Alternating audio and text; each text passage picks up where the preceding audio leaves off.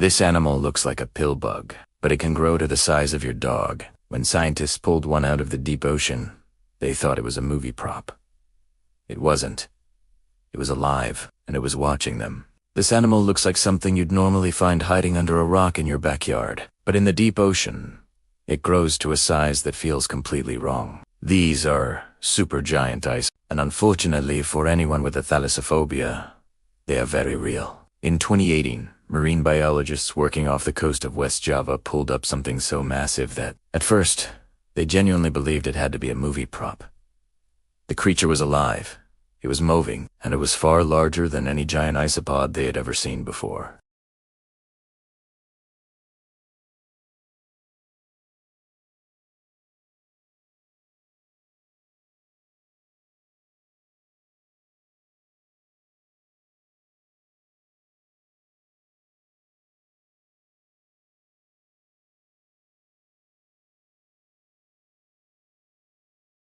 To put that into perspective, if an average 5'8" human scaled up the same way, their supergiant equivalent would stand well over 11 feet tall. It would shatter every known human size record in existence. This creature was later identified as Bathynomus raxasa, a newly described species whose name comes from an Indonesian word meaning giant or monster, anhonsli. The name, Feats, Batiswasan. Just a random oversized freak. This animal belongs to one of the oldest lineages of crustaceans on Earth, a group that has existed for more than 300 million years. Long before dinosaurs, long before mammals. These creatures were already crawling along the seafloor. Most isopods, though, are tiny. A common woodlouse rarely grows longer than a couple of centimeters. Even Antarctic isopods usually stay under an inch. But deep-sea isopods play by completely different rules. Some species in the genus Bathynomus grow large enough to make people uncomfortable just by looking at them. Bathynomus giganteus, the previous record holder, can reach over 20 inches long. That already makes it one of the largest isopods ever discovered. Bathynomus raxasa pushed that limit even further. So how does a creature that small, something that looks like a pill bug, evolve into something the size of a dog? The answer lies in the deep sea. Below about 1,000 meters, sunlight disappears completely. The water temperature drops close to freezing. Food becomes incredibly scarce. On paper, it sounds like the worst possible place for life to thrive. But evolution doesn't care about comfort. It cares about survival.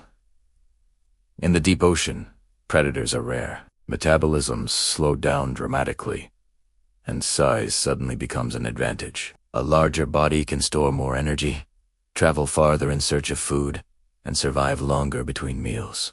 This phenomena is known as deep-sea gigantism, and it's why creatures like giant squids, massive amphipods, and supergiant isopods exist at all. In cold environments, a slower metabolism means animals can grow for longer periods of time. The scarcity of food rewards creatures that can endure long fasts. Over millions of years, natural selection pushed certain deep-sea scavengers toward larger and larger bodies, and isopods, of all things, took full advantage of that. Bathynomus raxasa likely evolved when small scavenging ancestors ventured deeper into colder waters.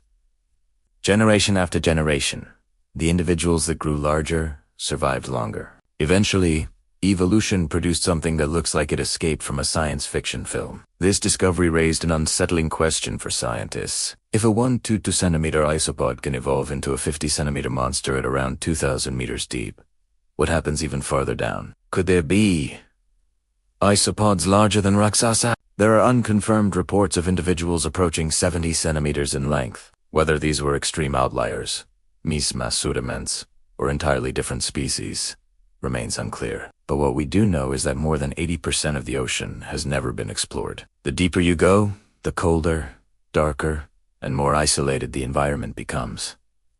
And if the same evolutionary pressures remain, there's no strict rule saying life can't keep pushing size even further. That said, there are limits. Arthropods aren't built like vertebrates. Their exoskeletons, respiratory systems, and energy demands eventually place hard constraints on growth. Past a certain point, getting bigger stops being an advantage and starts becoming a liability. Still, The existence of supergiant isopods shows us how flexible evolution can be. Despite their terrifying appearance, these creatures aren't monsters in the way movies portray them. Giant isopods are scavengers, not hunters. They roam the seafloor on 14 jointed legs, slowly crawling across soft sediment in search of food. Their armored bodies act like living tanks, protecting them from pressure and predators. Their large eyes are tuned to detect the faintest traces of light in total darkness. Even the dim glow from a decomposing whale carcass can draw them in. When a whale dies and sinks, it creates what scientists call a whale fall. A single carcass can feed an entire ecosystem for years.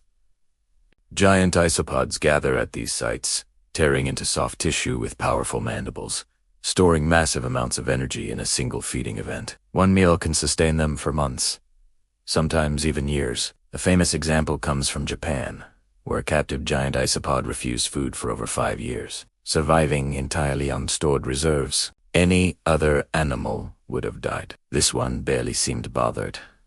So, no, these creatures aren't coming for us. They don't hunt sharks. They don't attack humans. They're simply ancient scavengers perfectly optimized for one of the harshest environments on Earth.